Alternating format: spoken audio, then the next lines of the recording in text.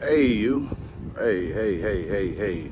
Listen, I spent a long time, great amount of number of years of my ministry trying to seek validation, trying to get notoriety, trying to get my just due or what I was considering respect.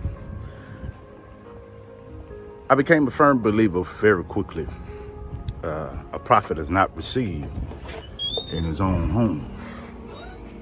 I've been at this place going on 12 years.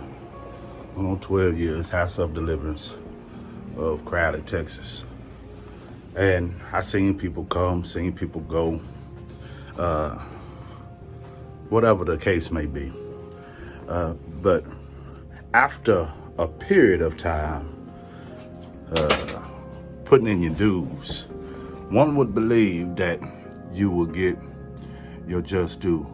How many of us know that it's uncommon and uncertain for individuals to give their flowers, to get their flowers while they're living? Popularity increases once we are gone. People tell you how much they love you and appreciate you once you're gone. You'll get the validation once you're gone. I said all that to say this. Keep going strong. Stay focused on the priority. Stay focused on enhancing and growing the kingdom of heaven.